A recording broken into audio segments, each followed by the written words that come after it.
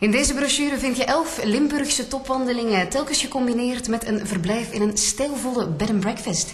Ik kies voor het arrangement in Lommel en mijn uitvalsbasis hier is deze Villa Les Buissonnets. Goedemorgen. Goedemorgen. Alsjeblieft. Zeg Ingrid, Ja? het is hier een prachtig huis, maar als ik naar buiten kijk, dan is de omgeving op het eerste gezicht toch wel een beetje vreemd te noemen. Ja, het is dus een gewezen ingenieurswoning, daterend uit 1926, van Overpelt Fabriek, zoals ze dat hier in de streek noemen. We hebben dat dan een hele tijd geleden gekocht en omgebouwd of gerenoveerd tot een bed and breakfast met 5 gastenkamers, omdat wij vonden dat het huis daartoe perfect leende. Ja. En telkens voorzien van een geweldig ontbijt. We doen daar ons best voor. Mooi ja, het gaat smaken. Smakelijk. Ja. En smaken doet het zeker. Maar echt uitgebreid ontbijten zal toch voor een andere keer zijn, want ik heb al meteen een afspraak. Hey. Hoi. Dag Monique. Hoi, dag Erika. Monique is natuurfotografe en haar favoriete plekje in Lommel is de Sahara. Een uniek gebied dat die naam meer dan waardig is. Want er is zand, er is een oase van water en het is er altijd net iets warmer dan in de rest van België. Het is echt ook wel een heel bijzonder gebied, hè? Want we zijn uiteindelijk in Limburg en het lijkt alsof we ergens ver weg zitten. Ver weg, ja. Ja, het gebied is ongeveer een 200 hectare groot. En het zand is er altijd al geweest, maar door de wind en de zandontginning is dat zand nog feller omhoog gekomen. Met als gevolg dat er ook een beetje duinen zijn. En dan, ja, de natuur heeft zich hier zo mooi.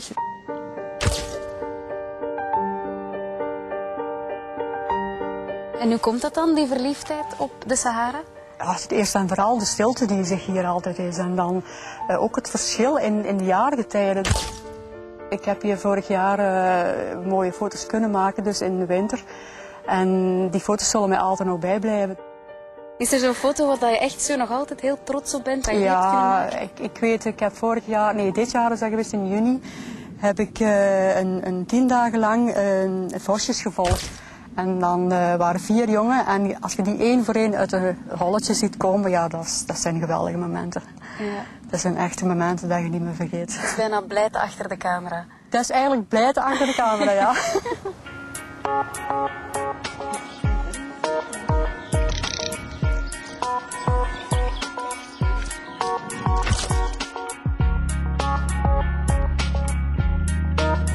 Als je het warme, witte zand van de Sahara door je vingers voelt glijden, dan sta je er misschien niet meteen bij stil. Maar van dit enorm zuivere zand wordt al decennia lang glas geblazen. In dit glazen huis, het Vlaams Centrum voor Moderne Glaskunst, is het letterlijk blinkende en schitterende en ook wel propere uithangbord voor al die glazen meesterwerkjes. Het glazen huis organiseert elk jaar een 3-tal tentoonstellingen. En het blijft niet bij kijken alleen, want je kan je ook inschrijven voor een van de workshops. En daar mag je dan zelf glas blazen. I feel the heat.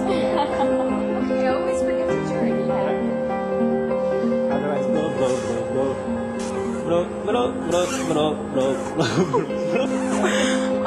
Of dat toch proberen tenminste.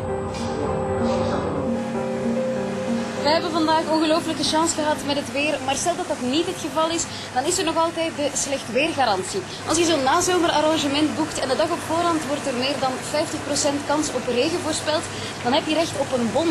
En met die bon kan je terecht in een wellnesscentrum of een zwemparadijs in de buurt. Een mens zou gewoon bijna hopen dat het slecht weer wordt. In Sfeerhuis is zo'n zalige wellnesslocatie. Je kan er terecht in groep of gewoon met z'n tweetjes.